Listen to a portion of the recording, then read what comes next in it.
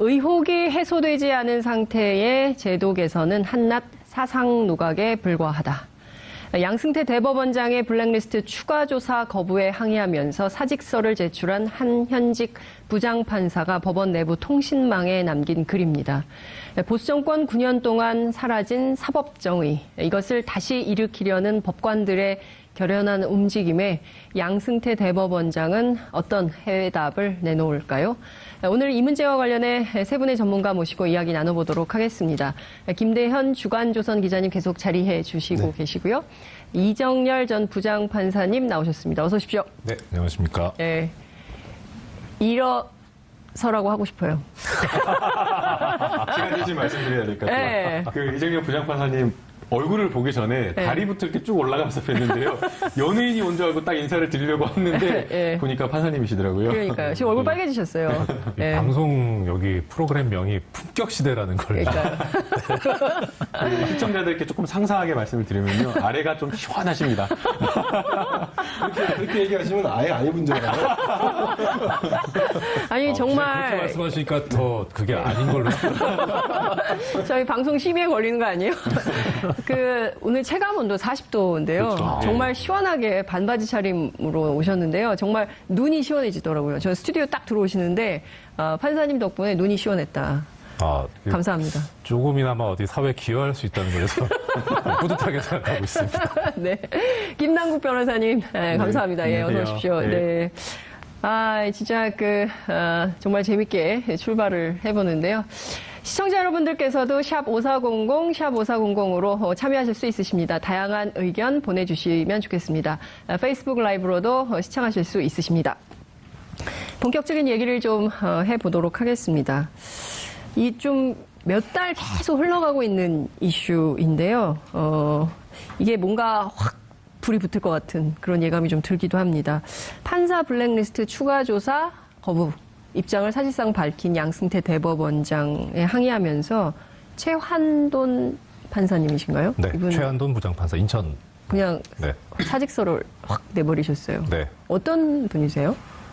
지금 이번에 이제 진상조사위원회를 전체 법관회의에서 의결을 해서 지금 새로 구성해서 만들겠다고 했지 않습니까? 네. 그런데 이제 거기서 7명으로 구성된 소위원회를 만들어서 실제 이제 실무적으로 조사를 할 수 있는 사람들을 선출했는데 그 소위원회의 위원장을 맡게 했습니다. 예, 그런데 이게 그 조사를 하게 될 때 조사의 근거가 되는 권한이 결국은 이것조차 대법원장이 가지고 있는 사법행정권에서 파생되는 권한이기 때문에 대법원장이 이 조사에 관한 권한을 위임하거나 내지는 양해를 하지 않는다면 위원회만 구성이 됐다 뿐이지 실제 아무런 권한이 없고 활동도 할 수가 없게 되거든요. 그런데 아시다시피 지금 양 대법원장이 여기에 대해서 이 재조사나 추가조사죠. 그 법관회의에서 요구했던 게 추가조사였으니까 추가조사에 대해서 거부 입장을 밝혔기 때문에 소위원회가 아무런 활동을 할 수 없는 상태인 겁니다. 위원회 활동뿐만이 아니라 게다가 더 나아가서 이제 결국은 위원회 활동을 하겠다는 것 자체가 이 진상을 규명하겠다는 건데 진상 규명의 의지 자체가 없는 거기 때문에 거기에 대해서 평소에 이분이 가지고 있던 강직함이라든가 그런 정의감이라든가 거기에서 나온 발로로 해석이 됩니다. 이정열 부장판사님하고도 인연이 좀 있으신가요? 이분이 52이시더라고요. 사적으로는 잘 모릅니다. 잘 모르세요? 예, 서로 이름은 들어봤는데요. 네. 김 변호사님, 제가 보기에는 현직 판사가 대법원장의 이 문제를 지적하면서 직접 사직서를 낸 것은 거의 본 적이 없었던 것 같아요. 대법관 과거에 이제 전체 법관 회의에서 뭔가 이렇게 사법 개혁안이 나왔을 때에 그때 이제 뭔가 사법 개혁이 제대로 이루어지지 않았을 때에 판사들이 이제 항명하는 상태로 이제 몇 번 이제 옷을 보고 쓴 적이 있었는데요. 대표적인 게 2003년도에 이제 대법관을 임용을 할 때에 그 법원의 그 굉장히 안 좋은 그 관례, 지금까지 지켜지고 있는 관례인데요. 서열순으로 소위 말하는 그 기수라든가 이런 어떤 서열순으로 대법관을 지명하는 문제에 대해서 이제 문제 제기를 하고 이용구 당시 이제 부장판사가 옷을 벗은 적이 있었습니다. 얼마 전에 그 세월호 그 탄핵에서 국회 측 대리인으로 하면서 그 세월호와 관련된 변론을 하면서 이제 눈물을 흘리셨던 그 변호사님인데요. 그만큼 이제 이번에 그 사실은 부장판사가 사직서를 제출하고 옷을 벗은 게 굉장히 큰 문제입니다. 그 옷을 벗은 이유를 좀 들여다볼 필요가 있는데요. 이번 문제와 관련해서 판사 블랙리스트와 관련해서 사실은 대법원에서 뭔가 독립된 기구를 통해서 조사를 하겠다라고 해서 1차 조사가 이루어졌습니다. 그런데 이제 그 내용을 보게 되면 사실 이 문제의 핵심 자체가 판사 블랙리스트, 즉 판사의 어떤 성향이라든가 내부에 올린 글이라든가 판결이라든가 이런 것들을 분석해서 보직과 승진에 반영을 했다라는 게 지금 핵심인데 사실 이 진상조사위원회에서 조사된 내용을 보게 되면 이러한 어떤 핵심 부분에 대한 조사가 이루어지지 않았습니다. 조사 방법부터 핵심적인 부분이 이루어질 수가 없었다라고 보이는데요. 관련자들, 그러니까 실제 업무를 봤던 사람들을 그냥 불러서 그냥 물어보고 그 사람들이 어떤 대화를 주고받았는지를 확인하는 절차를 그런 정도밖에 하지 않았다 보니까 사실상 그 조사 자체가 굉장히 피상적이게 되고 그다음에 조사 결과 내에도 부적절한 그냥 사법 행정이 있었다라는 정도의 결론에 그치게 된 겁니다. 그러나 지금 이제 이 문제의 결국 핵심이라고 하는 것은 실제 그런 판사의 동향 조사를 했는가, 그런 어떤 사사장을 친해가 있었는가 이런 부분을 확인을 해야 되는데 그런 부분이 전혀 이루어지지 않았던 것이죠. 그렇죠. 그래서 이제 그 법관회의에서 다시 정말 제대로 된 어떤 독립된 그 판사들이 소위원회를 구성을 해서 실제 그 작업을 한 판사들의 컴퓨터를 들여다봐야 된다. 거기까지 조금 볼 수 있게 해달라라는 그 요청을 하면서 추가 조사를 지금 요청하고 있는 상황입니다. 굉장히 합리적인 요구이고요. 그러니까 블랙리스트가 정말 있었다면 그게 누구였고 왜 그런 걸 했었던 것인지를 어쩌면 법원 스스로가 좀 밝혀서 그 오해를 최소화하는 것이 도리인 것 같은데 오히려 딱 이렇게 끊어버리니까 의혹은 더 증폭되고 이런 분위기에서 일하기가 판사님도 굉장히 어려울 것 같다는 생각이 좀 들기도 하는데요. 최한돈 부장판사가 올린 글이 굉장히 또 화제가 좀 되고 있어요. 김 기자님 어떤 내용인지 좀 요약해서 설명을 좀 부탁드릴게요. 네, 어제죠. 20일 법원 내부 통신망에 남긴 글인데요. 두 가지 정도 볼 수 있을 것 같습니다. 첫 번째는 대법원장에게 전하는 어떤 메시지랄까요?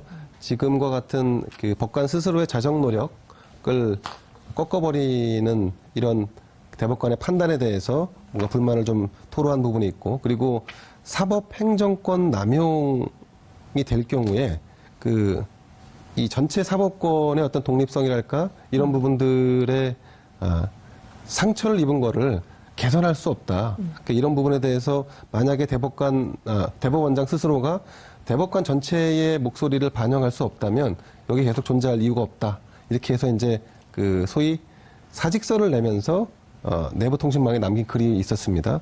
근데 제가 이제 이 글을 보면서 아직 사표는 수리되지 않은 것 같은데요. 제가 이 글을 보면서 그러면 그동안에 사법부가 여러 차례 개혁을 해야 한다라고 하는 여러 파동 비슷한 일들이 좀 종래에 있었는데, 근데 그런 것이 판결에 직접적인 영향을 받았던 것인지 아니면 인사자료 자체를 관리하지 말자라고 하는 것인지 이걸 좀 더 명확히 구분해서 대중에게 전달하고 대중들이 이 사건을 정확히 이해한 뒤에 그런 여론의 지지를 가지고 대법원장을 조금 더 설득한다든지 이런 접근이 필요하지 않나 싶은데, 지금 같은 경우는 사실 대체적인 시각이 사법부에서 판사들이 뭘 한다는데 도대체 뭔 얘기인지 잘 모르겠어. 그러면 대법원장이 나쁜 사람이라는 거야? 아니면 그 대다수의 판사들이 기존의 어떤 고위직 대법관들과 대립하는 거야? 개혁하자는 거야? 이런 거에 대해서 명확히 이해하지 못하는 부분들이 존재합니다. 네. 이정렬 판사님께서는 이 글을 읽고 제일 먼저 어떤 생각이 좀 드셨어요? 그때 그만두실 때도 이런 글을 좀 남기셨네요. 저요, 한두 번 한 게 아니라서. 구구절절에 옳은 말인데, 네. 문제는 대상을 좀 잘못 잡은 듯한 느낌이 들어요. 대상. 그러니까 이게 무슨 말씀이냐면, 네. 종전에 이제 사법파동이라든가, 네. 여러 가지, 아까 조금 전에 김남국 변호사 말씀하셨던 2003년도에 대법관 임명제청 관련했던 그런 문제들에 있어서는 대법원장이 판사들의 대척점에 있지 않았어요. 그러니까 예를 들어 사법파동 같은 경우에는 국가기관이 박정희 정권이 네. 판사들을 탄압하기 위해서 어떠한 행동을 하는데 거기에 대해서 대법원장이 막아달라. 그리고 그것을 막기 위해서 대통령과 면담을 해달라. 이런 거였기 때문에 그것을 압박하기 위해서 사표를 내겠다. 들어주지 않는다면. 네. 이거였었거든요. 근데 지금은 외부에서 어떤 압력이 들어온 게 아니고 네. 양승태 대법원장 자체가 적폐예요. 탄핵시켜야 되는 사람입니다. 그런데 그 사람한테 대해서 뭘 해달라라고 하는 거기 때문에 들어주지 않으면 사표를 내겠다. 네. 이거는 적장한테 자기 목숨을 맡겨놓는 거랑 같은 형태가 돼버린 거예요. 오히려 그렇게 할 게 아니라 그야말로 제대로 그냥 핵심을 찍어버렸어야 되는데 만약에 이걸 들어주지 않으면 사표를 내겠다라고 하면 만약에 이 상태에서 그러면 대법원장이 사표를 수리한다 이건 전쟁하자는 거거든요. 아마 철저하게 무시하는 쪽으로 갈 가능성이 높습니다. 근데 마지막에 보면 오로지 저의 충정을 통하여 대법원장의 입장 변화를 기대하는 한 가닥 희망에서 비롯된 것이지 다른 어떤 의도도 가지고 있지 않습니다. 다른 의도가 당연히 없죠. 예. 최한돈 부장 같은 경우는 다른 의도가 없습니다. 그런데 그 다른 의도는 양승태 대법원장이 가지고 있는 거죠. 어떤 의도? 그래서 저는 이것을 네. 옛날에는 외압에 의한 사법부의 굴종이라고 그렇게 하지만 지금 이 상태는 사법부 대법원이 자율적 적폐가 돼 있습니다. 대법원이 자율적으로 적폐가 돼 있어요. 그러니까 우리 일반 국민이 생각하기에 옛날에는 판사들이 외압을 받아서 판결을 거꾸로 했어라고 하거든요. 정치권 눈치 봐가지고 막 그렇죠. 왜곡된 판결하는 거 아니야? 뭐 이제 예. 이런 인식들을 지금은 안 그렇습니다. 외압은 없어요. 그럼 내부적으로 그러는 거예요. 그러니까 자율적인 적폐가 돼 있는 거예요, 대법원. 스스로 셀프 적폐? 그렇죠. 야, 이게 참 내부적으로 구체적으로 어떻게 됐다는 거죠? 지금 기자님 저를 얼마나 아실지 모르겠지만 네. 장 기자님께서 조금 전에 말씀하셨는데 옛날에 이런 글 많이 남기지 않았나. 예. 일단 저는 생활 기반이 서울이에요. 수도권을 보내질 않아요, 임지를. 그렇죠. 계속 지방을 지방만 보셨죠. 돌립니다. 예. 그거 하나 예를 들어드리겠습니다. 그 적폐를 좀 몇 가지 설명을 좀 드리고 싶은데요. 네. 가장 이제 그 적폐에 손꼽는 게 바로 법원 행정처입니다. 사실 이 법원 행정처의 역할과 기능을 보게 되면 전체 법원의 인사라든가 조직이라든지 예산이라든가 이런 것들을 관리하고 법관들의 어떤 임지나 이런 것들을 하면서 사실상 그 법원이 돌아가는 그런 어떤 물적, 인적 지원을 하는 게 법원 행정처입니다. 네. 그런데 이제 이 법원 행정처가 사실은 그 판사를 도와주는 그런 역할을 해야 서비스 되는데 역할. 그렇죠. 그런 네. 역할을 해야 되는 게 맞는 것인데 네. 국민과 판사를 위해서 법원을 위해서 일하는 것이 아니라 사실상 대법원장을 위해서 일을 하는 어떤 그런 구조가 되어 있습니다. 대법원장의 비서기구처럼 거의 완전 행동한다는 비서기구처인 거죠. 그리고 이제 거기에 이제 그 법원 행정처에서 일을 하는 차장이라든지 처장이라는 사람들은 사실상 대법관에 아예 그냥 너 대법관을 시켜줄게라는 그런 어떤 거의 뭐 예비 임명장을 준 것처럼 받아들였던 게 사실입니다. 지금까지 이제 뭐 대법관이 한 80임명 정도 나왔다라고 하는데요. 네. 법원 행정 차장을 했던 사람들이 무려 21명, 비율로 따지면 21% 정도인데요. 한 23% 정도인데요.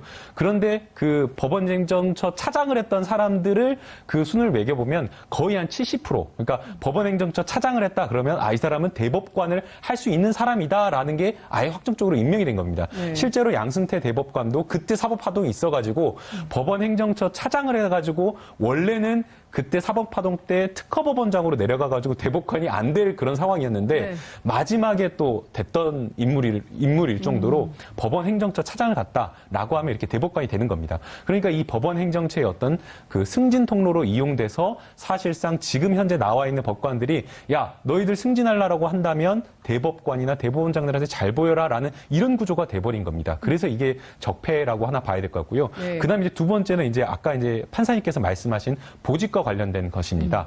사실 이제 그 판사 같은 경우에는 보통 이제 2년에서 조금 길게는 뭐 4년 정도, 짧으면 1년 6개월 정도, 이제 거의 1년에 한 1000명 정도가 그 2월에 이제 발령이 있게 되는데 임지를 계속 뺑뺑이로 돌려버립니다. 그러니까 수도권으로 못 오게 하고 대부분의 이제 사람들이 그 수도권에 있는데 수도권에 오지 않게 하고 뭐 지방으로 돌린다거나 또 사실 판사의 역량이라고 하는 것이 어떤 사건, 어떤 법원에서 어떤 사건을 맡느냐가 굉장히 중요한데 네.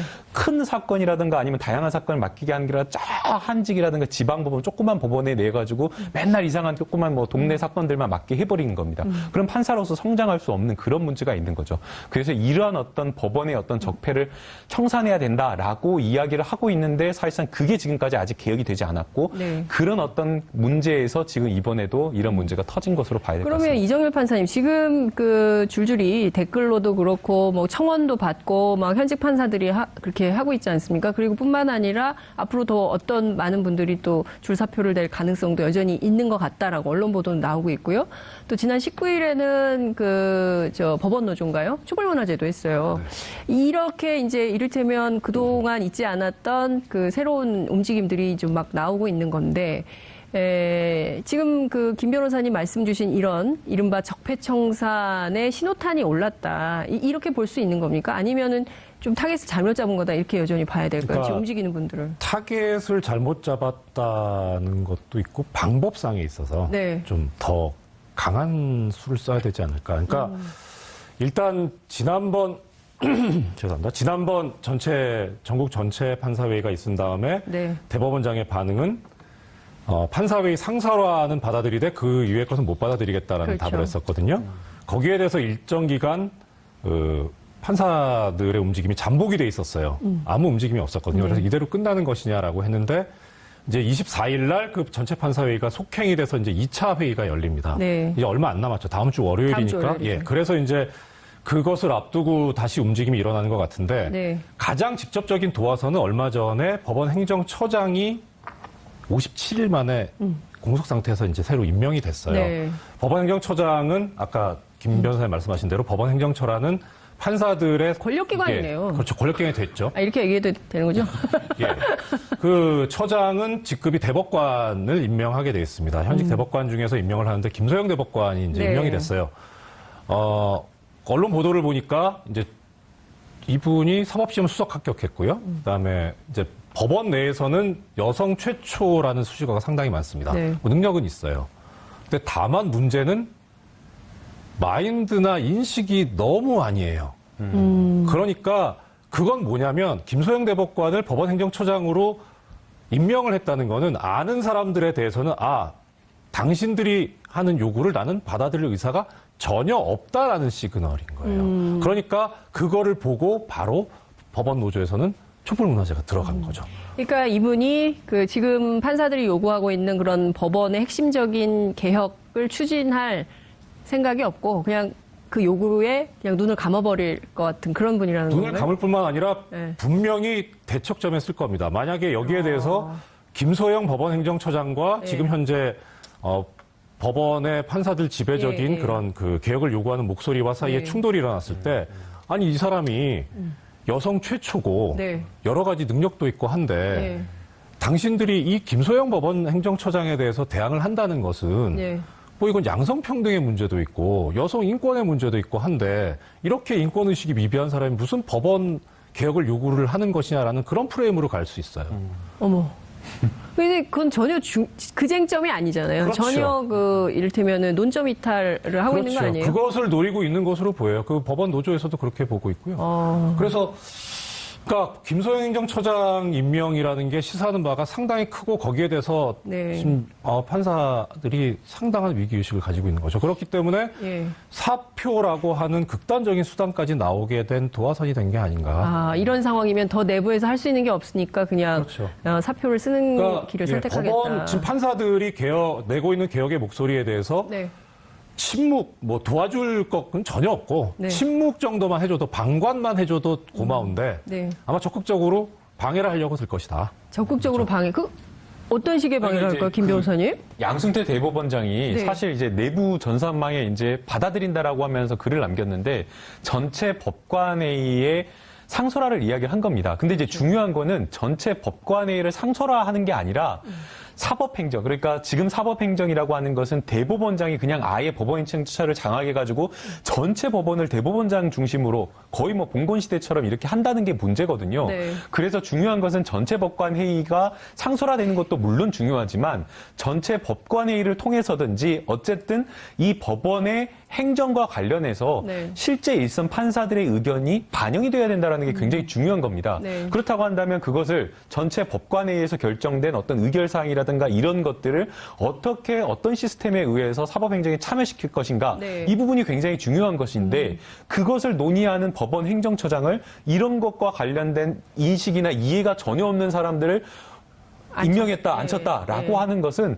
사과는 법관, 전체 법관회의 상설화 그건 좋은데 사법행정 그거는 조금 받아들이기 어렵다라는 이런 진위를 가지고 하는 것이기 때문에 사실상 진위를 가지고 이 문제를 해결하겠다거나 아니면 현재 지금 법원이 가지고 있는 사법개혁을 하겠다라는 의지가 없는 것으로 읽어야 될 것 같습니다. 지금 그 판사들이 제기하고 있는 문제들에 대해서 이른바 법원의 수뇌부들은 당신들이 주장하는 바를 듣고 수렴해서 민주적으로 법원 행정에 반영하겠다라는 생각이 전혀 없다라는 걸 반증한 거다 이렇게 볼 수 있을 것 같은데요. 자기들이 망쳐놨는데 그거를 수렴할 이유가 없죠. 그렇긴 하죠. 예. 근데 이제 어쨌든 이 사건의 출발을 보면 결국은 이제 판사 블랙리스트 파문이었단 말이에요. 근데 이제 관련해서 이거 재조사 필요 없다라고 판단한 양승태 대법원장의 근거가 있을 것 같아요. 그 내용은 어떤 건지 김대영 기자님 설명을 좀 부탁드릴게요. 거부한 이유가 있을 것 같습니다.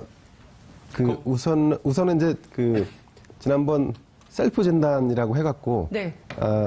법관들의 요구 사항 중에 일부를 받아들였죠. 네. 뭐 그런 내용은 이제 좀 전에 말씀하신 대로 하셨고. 뭐 조적 지열에 불과하다는 평가도 받을 수 있겠지만 어쨌든 사법 행정권 남용 방지를 위해서 윤리부서를 강화한다든지 고영한 전 법원 행정처장을 주의 조치를 줬고 뭐 이런 부분들이 이제 진행됐는데 제가 구체적인 내용은 어떤 내용인지 잘 모르겠는데 제가 조금 설명을 좀 해드리면요. 그러니까 이제 양승태 대법원장의 입장은 앞서 이제 김대영 기자님께서 말씀하신 대로 이인복 사법연수원 석좌 교수라고 하는 분, 그러니까 이제 일단 법원을 좀 떠나 계신 분, 법원을 잘 알지만 법원을 떠나 계신 독립된 부분, 그래도 법원에서 약간 신망 있는 부분을 수장으로 모셔가지고 진상조사를 했다. 네. 그 진상조사 내용을 보게 되면 뭐 카카오톡 메시지도 확인하고 실제 어떤 업무를 했는지까지 들여다봤기 때문에 네. 그 진상조사로 충분한 거 아니냐라고 지금 이야기를 하고 있는 거고요. 네. 사실 이 문제가 터지기 전에 진상조사를 요구를 했을 때 법원 노조에서 어떤 것을 요구를 했었냐면요. 3월 달에 이런 요구를 했었습니다. 실제 그 업무를 봤던 사람들의 컴퓨터와 서버를 완전히 동결시켜야 된다. 그대로 보존을 해야 된다. 왜냐하면은 이 사람들이 어떤 증거나 이런 것들을 전부 다 폐기할 우려가 있지 않습니까? 그것이 되지 않고서는 제대로 된 진상조사를 할 수 없다라고 요구를 한 겁니다.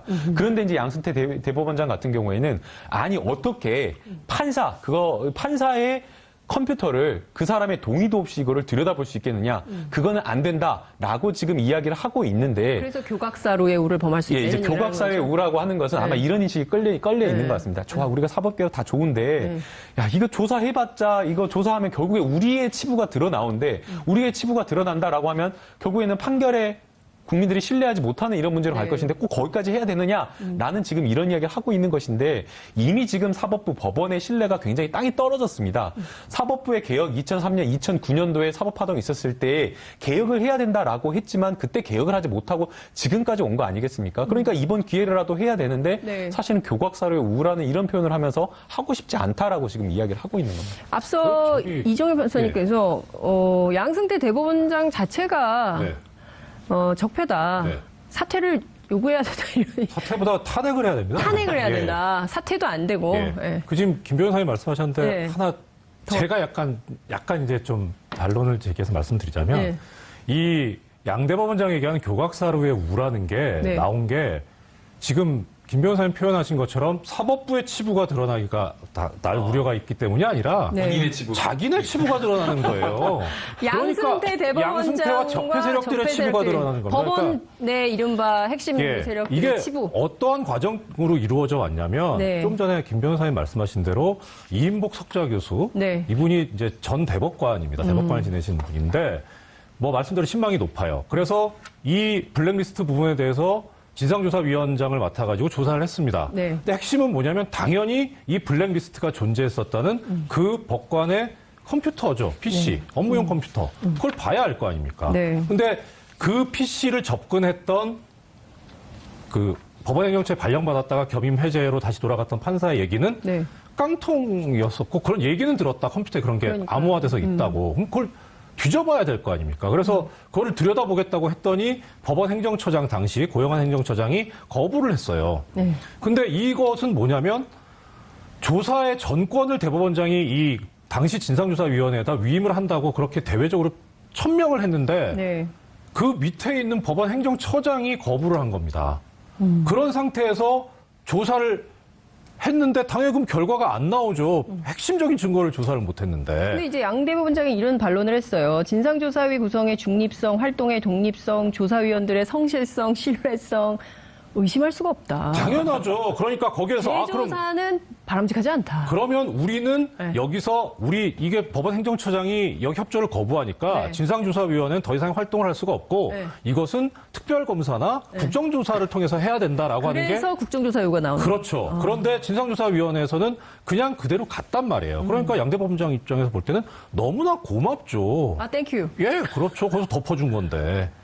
그러니까 그 얘기가 나오는 겁니다. 예. 이게 사실 이제 그 국정농단 사태가 터졌을 때부터 굉장히 오래됐는데 맞아요. 사실은 그 최순실 그 박근혜 그거에 의해서 그게 너무 세가지고 아예 주목을 못 받았습니다. 맞아요, 그런데 맞아요. 이게 사실은 물밑에서는 법원 행정처에서 굉장히 로비를 많이 했습니다. 실제 제가 그 어떤 국회의원에 있던 그 술자리에 함께 동석을 하게 되는데 법원 행정처에 굉장히 고위직인 분이 오셔가지고 네. 아주 막 그냥 비는데 막 하는 모습을 봤는데 저는 그때 당시에는 사실은 이 블랙리스트 판사 블랙리스트의 사법 파동이 어떤 내용인지도 모르는 상황이었거든요. 그러니까 국회의원한테 로비하러 온 거 아니에요? 로비하러 실제 로비를 하는 겁니다. 국회의원 잘 좀 누구예요, 봐달라. 로비 그 국회의원 기조실장이죠. 네? 김 변호사님 지금 누군지 알겠다. 저 누군지 모르겠습니다. 기존실장님이 누군지 모르겠는데 어쨌든 어떤 그 법원행정처에 굉장히 고위직이 와가지고 제발 좀 도와달라라고 네. 하면서 이번에 이게 아니다 오해다라고 하면서 하는 모습을 봤는데 정말 이 부분은 네. 사법 법원 내에서 할 동력이 없습니다. 그러니까 국민들이 이 부분에 대해서 정말 관심을 가지고 지켜보는 게 좀 필요하다라는 생각이 듭니다. 저도 그 당시에 이 내용 자체를 몰라가지고 도대체 뭔 사고를 쳤길래 이랬나 그랬는데 예. 네, 이 판사님 지금 양 대법원장이 직권남용 직무유기 혐의로 고발당했어요. 그 법원 안에 사법부 제도 개선을 추진하는 직원들의 모임인데 네. 이 안에 현직 판사도 한 10여 명 들어가 있다는 거거든요. 네. 저는 이 모임이 앞으로 어떤 일을 할지 굉장히 좀 주목이 좀 되는데 이 정도면 양 대법원장을 법원 내부에서 그 이른바 이제 평판사들 중심으로 해서 별로 신뢰하지 않는다. 이렇게 봐야 되는 건 아닐까요? 초기에는 신뢰하지 않았어요. 네. 신뢰하지 않았는데 지금은 이제 그 차원이 넘었죠. 왜냐하면 네. 그동안의 과정들을 봤거든요. 양 대법원장이 그 임기 6년 다 돼가는데 이제 네. 그 기간 동안 저질렀던 것들을 보니까 무서운 거예요. 가장 예컨대 저는 차치하고 네. 그 전에도 한 10년여 가까이 없었고 그 이후에도 한 번도 벌어지지 않은 판사 재임용 탈락을 시킵니다. 서기호 판사를. 그런 일이 이게 있었죠. 그때 하고서 앞으로 지난번에 안 했는데 지금까지 안 했는데 왜 이번에 재임용 탈락시키냐 하니까 앞으로 판사들에 대한 이 성과나 성적 관리를 엄정하게 하겠다 했거든요. 그렇게 발표해놓고 한 번도 안 했어요. 그 이후에는. 서기호 판사 이후에는 한 명도 한 적이 없어요. 그러면서 나오는 얘기는 그냥 재임용 탈락시킨 게 아니라 자진해서 그냥 사표 내는 것으로 유도를 했다 이렇게 얘기하는데 아마 그건 모릅니다. 근데 그리고 또 하나. 네. 김동진 부장판사 같은 경우에는 네. 원세훈 전 국정원장 판결 나왔을 때 네. 그때 1심 판결이 이제 무죄가 나왔었지 않습니까? 네, 네. 그래서 거기에 관해서 이거 지록이마의 판결이다라고 내부통신망에 김동진 부장판사 글을 올렸어요. 물론 그게 그 당시 법원의 분위기로선 잘했다고 하기는 좀 그렇긴 한데 그걸 가지고 징계를 해서 가장 중요한 징계는 정직 처분을 내립니다.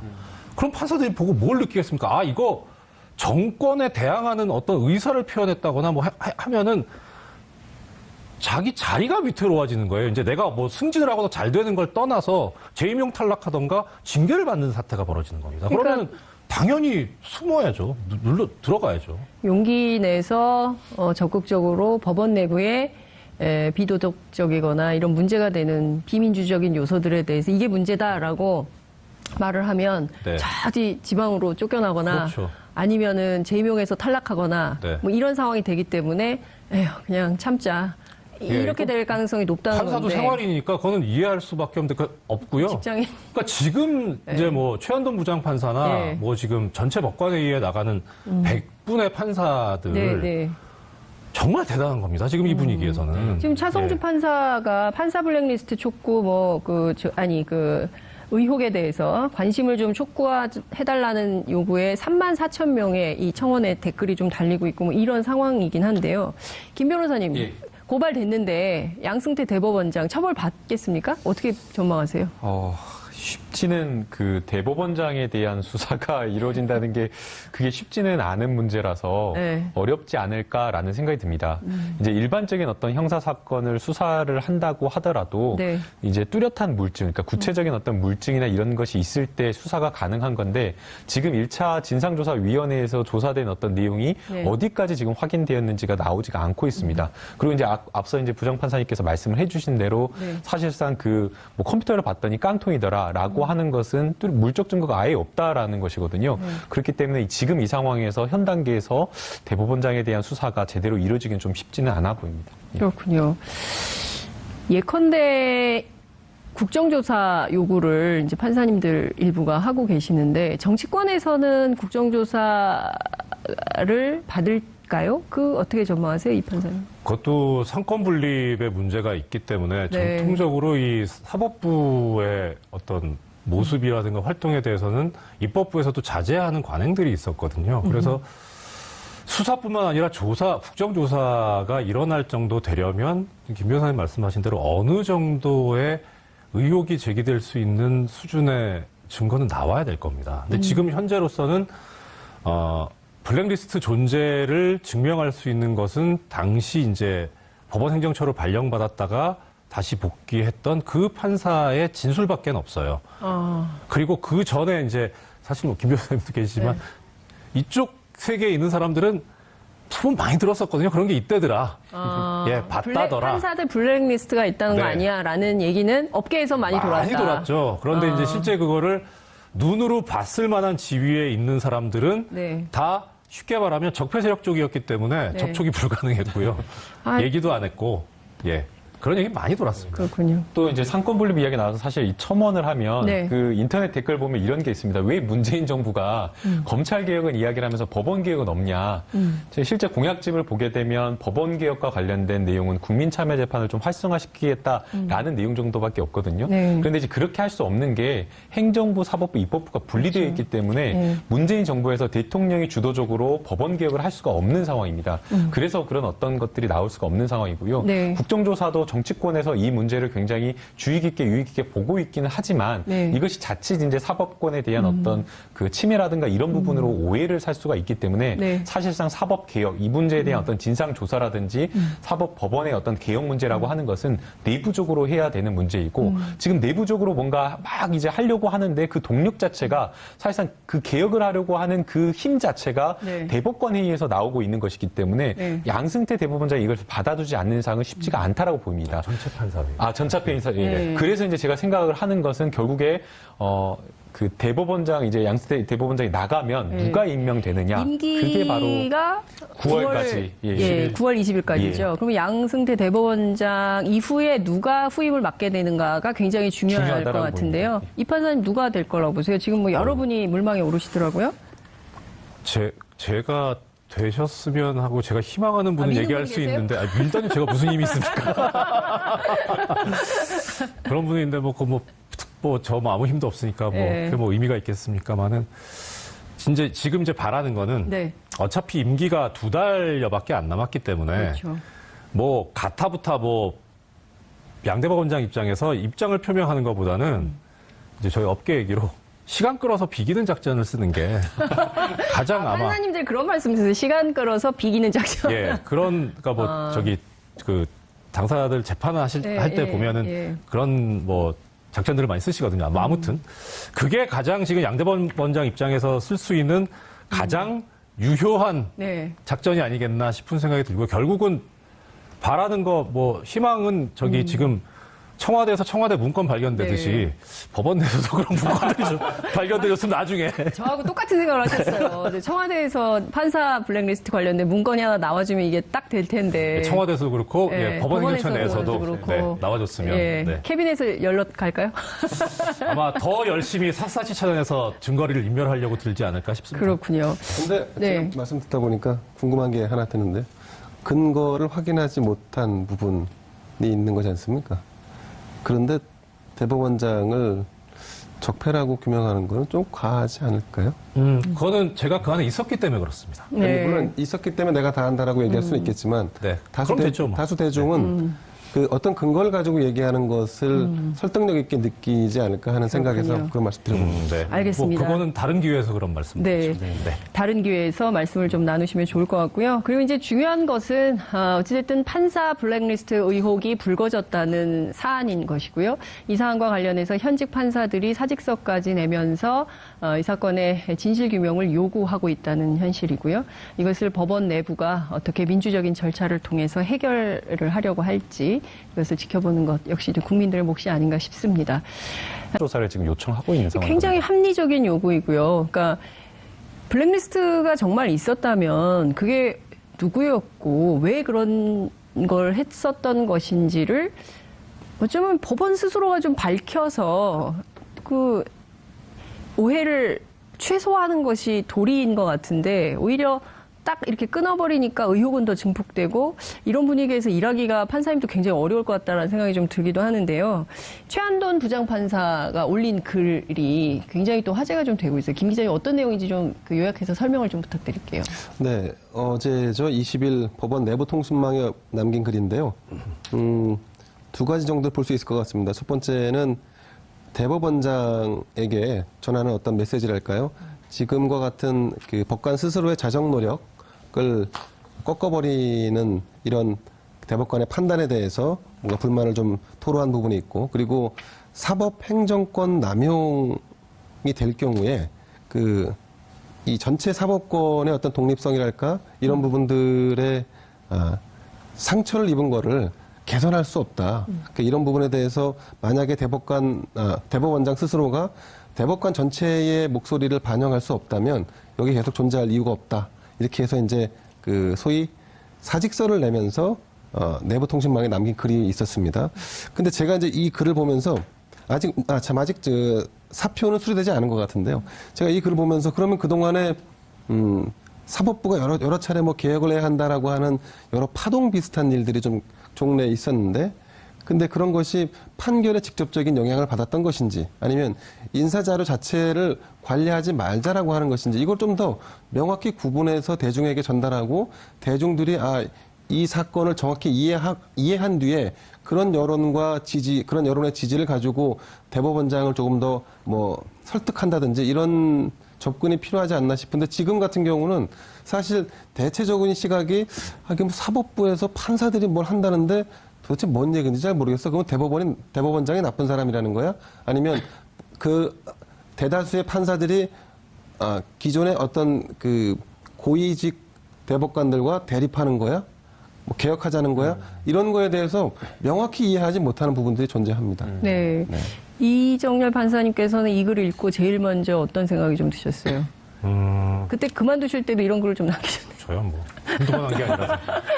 구구절절에 옳은 말인데, 네. 문제는 대상을 좀 잘못 잡은 듯한 느낌이 들어요. 대상. 그러니까 이게 무슨 말씀이냐면, 네. 종전에 이제 사법파동이라든가, 네. 뭐 여러 가지, 아까 조금 전에 김남국 변호사 말씀하셨던 2003년도에 대법관 임명제청 관련했던 그런 문제들에 있어서는 대법원장이 판사들의 대척점에 있지 않았어요. 그러니까 예를 들어 사법파동 같은 경우에는 국가기관이 박정희 정권이 네. 판사들을 탄압하기 위해서 어떠한 행동을 하는데 거기에 대해서 대법원장이 막아달라. 그리고 그것을 막기 위해서 대통령과 면담을 해달라. 이런 거였기 때문에 그것을 압박하기 위해서 사표를 내겠다. 들어주지 않는다면. 네. 이거였었거든요. 근데 지금은 외부에서 어떤 압력이 들어온 게 아니고 네. 양승태 대법원장 자체가 적폐예요. 탄핵시켜야 되는 사람입니다.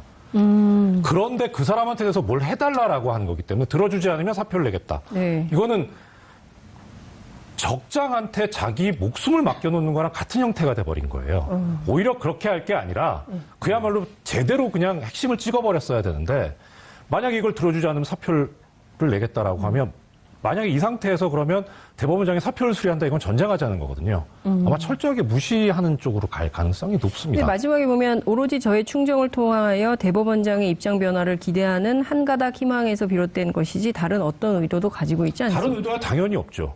예. 최한돈 부장 같은 경우는 다른 의도가 없습니다. 그런데 그 다른 의도는 양승태 대법원장이 가지고 있는 거죠. 판사 블랙리스트 추가 조사 거부. 입장을 사실상 밝힌 양승태 대법원장에 항의하면서 최환돈 판사님이신가요? 네, 최한돈 부장판사 인천. 그냥 네.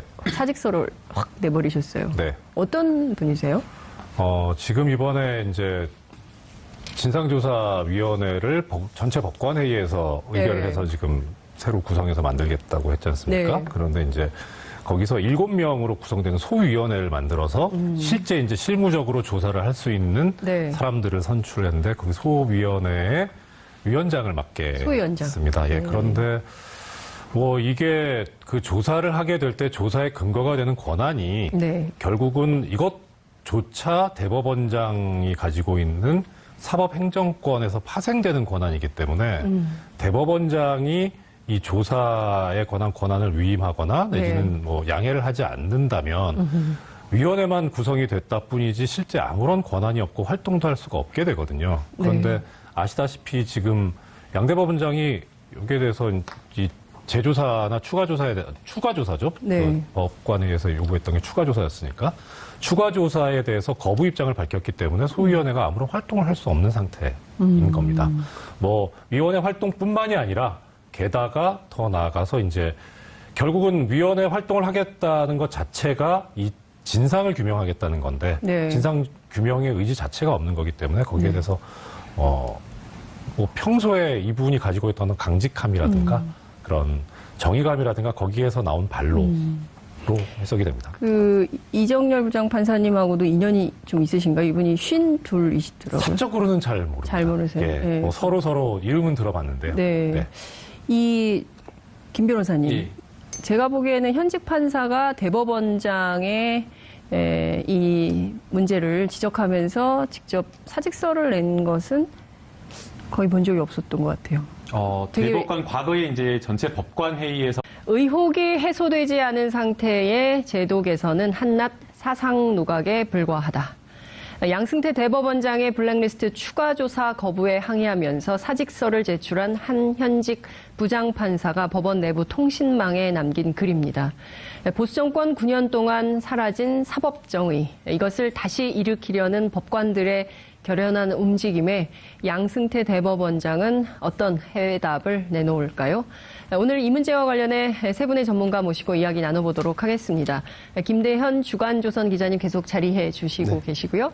이정열 전 부장판사님 나오셨습니다. 어서 오십시오. 네, 안녕하십니까. 네. 일어서라고 하고 싶어요.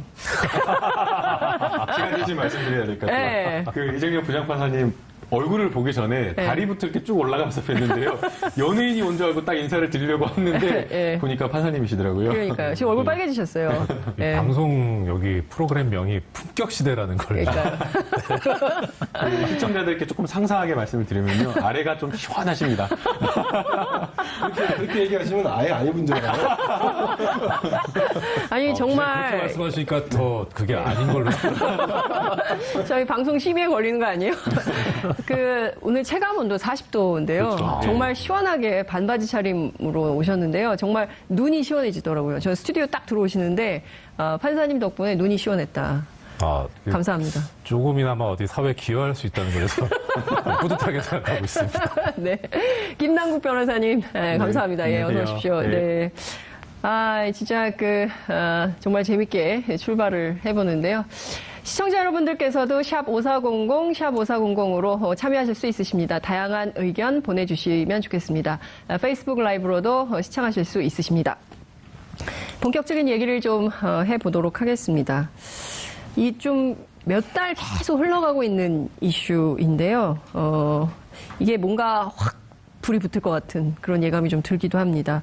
네. 뭔가 이렇게 사법 개혁안이 나왔을 때에 그때 이제 뭔가 사법 개혁이 제대로 이루어지지 않았을 때에 판사들이 이제 항명하는 상태로 이제 몇 번 이제 옷을 보고 쓴 적이 있었는데요. 네. 대표적인 게 2003년도에 이제 대법관을 임용을 할 때에 그 법원의 그 굉장히 안 좋은 그 관례, 지금까지 지켜지고 있는 관례인데요. 서열순으로 소위 말하는 그 기수라든가 이런 어떤 서열순으로 대법관을 지명하는 문제에 대해서 이제 문제 제기를 하고 이용구 당시에 이제 부장판사가 옷을 벗은 적이 있었습니다. 얼마 전에 그 세월호 그 탄핵에서 국회 측 대리인으로 하면서 그 세월호와 관련된 변론을 하면서 이제 눈물을 흘리셨던 그 변호사님인데요. 그만큼 이제 이번에 그 사실은 부장판사가 사직서를 제출하고 옷을 벗은 게 굉장히 큰 문제입니다. 그 옷을 벗은 이유를 좀 들여다볼 필요가 있는데요. 이번 문제와 관련해서 판사 블랙리스트와 관련해서 사실은 대법원에서 뭔가 독립된 기구를 통해서 조사를 하겠다라고 해서 1차 조사가 이루어졌습니다. 그런데 이제 그 내용을 보게 되면 사실 이 문제의 핵심 자체가 판사 블랙리스트, 즉 판사의 어떤 성향이라든가 내부에 올린 글이라든가 판결이라든가 이런 것들을 분석해서 모직과 승진에 반영을 했다라는 게 지금 핵심인데 사실 이 진상조사위원회에서 조사된 내용을 보게 되면 이러한 어떤 핵심 부분에 대한 조사가 이루어지지 않았습니다. 조사 방법부터 핵심적인 부분이 이루어질 수가 없었다라고 보이는데요. 관련자들, 그러니까 실제 업무를 봤던 사람들을 그냥 불러서 그냥 물어보고 그 사람들이 어떤 대화를 주고받았는지를 확인하는 절차를 그런 정도밖에 하지 않았다 보니까 사실상 그 조사 자체가 굉장히 피상적이게 되고 그다음에 조사 결과 내에도 부적절한 그냥 사법행정이 있었다라는 정도의 결론에 그치게 된 겁니다. 그러나 지금 이제 이 문제의 결국 핵심이라고 하는 것은 실제 그런 판사의 동향 조사를 했는가, 그런 어떤 사사장의 친해가 있었는가 이런 부분을 확인을 해야 되는데 그런 부분이 전혀 이루어지지 않았던 것이죠. 그렇죠. 그래서 이제 그 법관회의에서 다시 정말 제대로 된 어떤 독립된 그 판사들이 소위원회를 구성을 해서 실제 그 작업을 한 판사들의 컴퓨터를 들여다봐야 된다. 거기까지 조금 볼 수 있게 해달라라는 그 요청을 하면서 추가